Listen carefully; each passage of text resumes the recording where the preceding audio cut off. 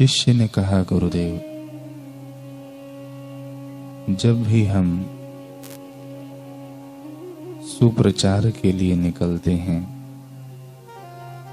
तो बहुत लोग बड़े ध्यान से संदेश को सुनते व ग्रहण भी करते हैं, परंतु कुछ एक लोग ऐसे भी मिलते हैं जो हमारा संदेश सुनने की अपेक्षा हमें खरी खोटी सुना देते हैं। हमें सुनाने तक सीमित रहे तो बात ठीक है, परंतु वे गुरुदेव के लिए भी विपरीत बोलते हैं तो हमें काफी पीड़ा होती है। ऐसे में हमें क्या करना चाहिए, कृपया मार्गदर्शन प्रदान करें। गुरुदेव ने कहा कि शास्त्रों में वर्णन है, गुरु निंदा करम दृष्ट्वा धावयेद अथवा सयेत स्थानम वा तत्परित्याज्यम जिह्वा छेदक्षमो यदि। गुरु की निंदा करने वाली की जीभ काट देनी चाहिए, अन्यथा उसे अपने स्थान से ही भगा देना चाहिए। यदि वह ठहरे तो स्वयं उस स्थान का परित्याग कर देना चाहिए। यही बात सुमांतु स्मृति में स्पष्ट रूप से लिखी गई है। देवर्षि, ब्राह्मण, आचार्य अर्थात सद्गुरु के निंदकों की जिह्वा जला देनी चाहिए। और यही बात ठाकुर रामकृष्ण परमहंस जी ने अपने एक शिष्य योगिन को समझाया था।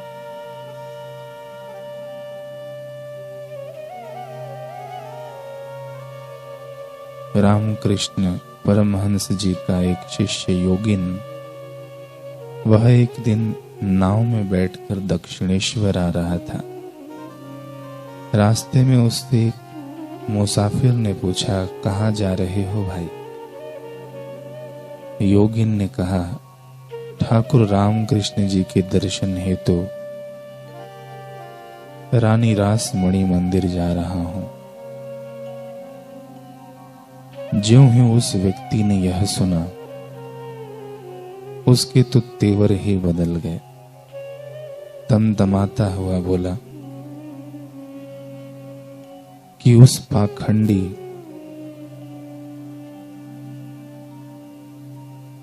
धोखेबाज के पास जा रहे हो। अरे, एक नंबर का ठग है वह। लोगों को बुद्धू बनाकर लूटता है, सारे दिन बढ़िया खाता है और लंबी तान कर सोता है। शिष्य योगिन का भी अब पारा चढ़ गया। मन हुआ कि उस व्यक्ति की फालतू फिजूल की बातों का करारा जवाब दे, परंतु दूसरे ही पल उसने शांत स्वभाव के कारण उसने सोचा, ऐसे बहुत से लोग होंगे जिन्होंने ठाकुर को अब तक जाना ही नहीं, इसलिए तो उनके बारे में ऐसे अपशब्द कहते हैं। ऐसे लोगों के क्या मोह लगना, छोड़ो। यह सोचकर उसने कोई प्रतिक्रिया नहीं की।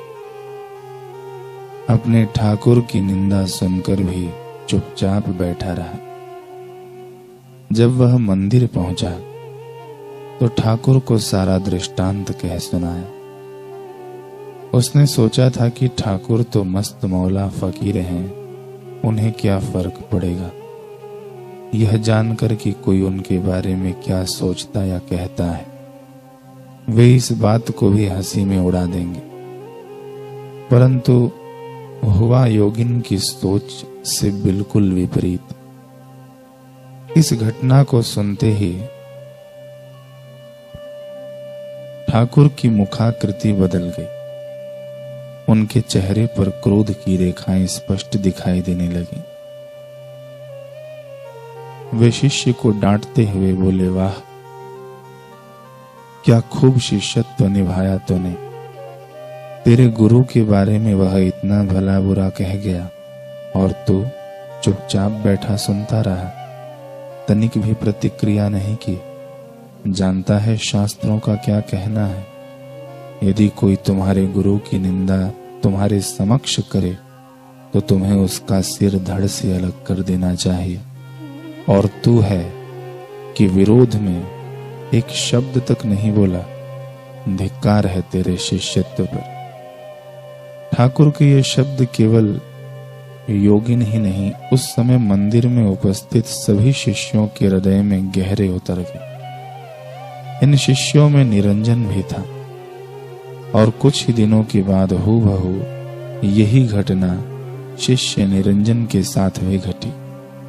वह भी नाव से दक्षिणेश्वर आ रहा था। रास्ते में नाव पर सवार कुछ यात्री ठाकुर के बारे में अपशब्द कहने लगे। निरंजन ने डटकर उनका विरोध किया, ईंट का जवाब पत्थर से दिया, परंतु जब फिर भी वे लोग नहीं माने तो निरंजन का क्रोध हदें पार कर गया। उसने उन सभी को नाव सहित डुबो देने की धमकी दी। निरंजन बहुत हट्टा कट्टा ताकतवर नौजवान था। तैराकी भी अच्छी तरह से जानता था। वह जैसे ही नाव को डुबोने के लिए उठा, सारे मुसाफिर घबरा गए। उससे क्षमा मांगी और जैसे तैसे उसे नाव डुबोने से रोका। जब निरंजन काली मंदिर पहुंचा तो बड़ी शान से उसने गुरुदेव को सारी घटना सुनाई। उसे पूरा विश्वास था कि ठाकुर उसकी पीठ थपथपाकर उसे शाबाशी देंगे, परंतु यह क्या, इस बार तो ठाकुर पहले से भी ज्यादा गुस्सा हो गए। निरंजन को डांटते हुए बोले, यह कैसा अशिष्ट आचरण था। क्या एक साधक का यूं हिंसक हो जाना उचित है। तूने अपने इस व्यवहार से गुरु ज्ञान को लज्जित किया है। निरंजन कश्मकश में पड़ गया। आखिर ठाकुर चाहते क्या है। उसने पूछा, गुरुदेव आपने ही तो कहा था कि गुरु निंदक का सिर धड़ से अलग कर देना चाहिए, फिर आज आप। ठाकुर ने उसे बीच में ही टोकते हुए कहा कि मेरे भाव पकड़ने थे, शब्द नहीं। ठीक इसी प्रकार शास्त्रों में लिखा है कि गुरु निंदक की जीभ काट देनी चाहिए। तो आपको शब्द नहीं पकड़ने, भाव को समझना है। यह प्रश्न उठता है कि इन शब्दों का मर्म क्या है। तो गुरु ते ज्ञानो पाया अति खड़ुग करारा, अर्थात अपने गुरु द्वारा जो ब्रह्म ज्ञान की प्राप्ति की है वह खड़ग के समान है। उसको उस ज्ञान खड़ग से ही निंदकों की जीवा काटनी है, उनके सिर को धड़ से अलग करना है। अर्थात ज्ञान को पाने के बाद एक शिष्य का विवेक जागृत हो जाता है। उस विवेक के द्वारा वह विरोधी के हर तर्क और संशय को काट सकता है। विरोधी की जुबान पर यूं ताला जड़ देना उसकी जीवा काट देने के समान ही है।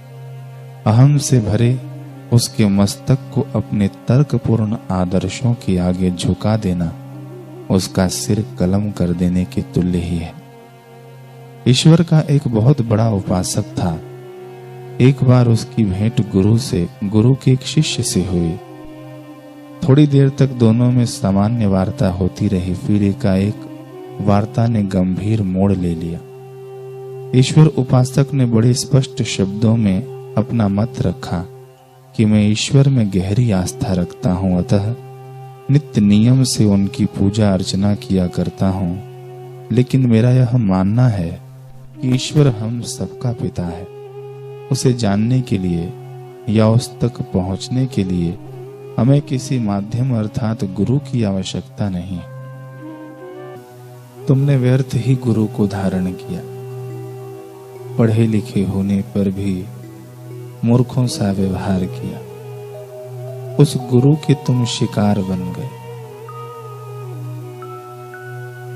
यह बात शिष्य के शिष्यत्व को चुनौती थी।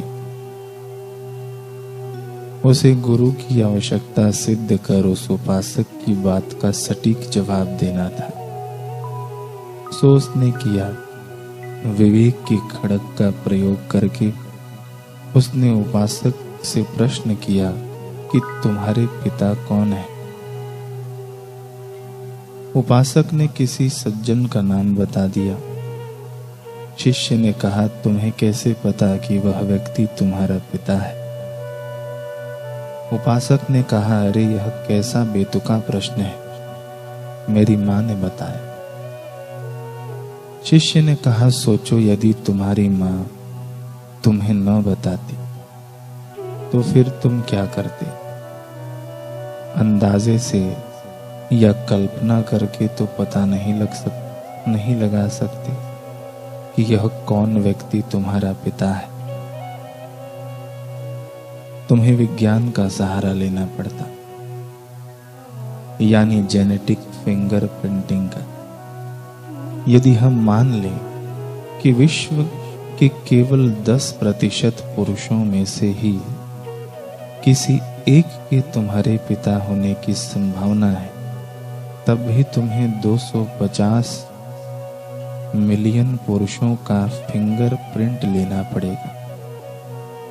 यदि हम इस टेस्ट के लिए कम से कम समय, बिल्कुल न के बराबर समय लेकर चलें, यानी एक व्यक्ति को जांच करने के लिए 100 सेकेंड, तो भी सबका टेस्ट करने में तकरीबन 800 वर्ष लग जाएंगे। इतना लंबा समय, इतनी कड़ी मेहनत, परंतु क्या तब तक तुम या तुम्हारे पिता जीवित रहेंगे?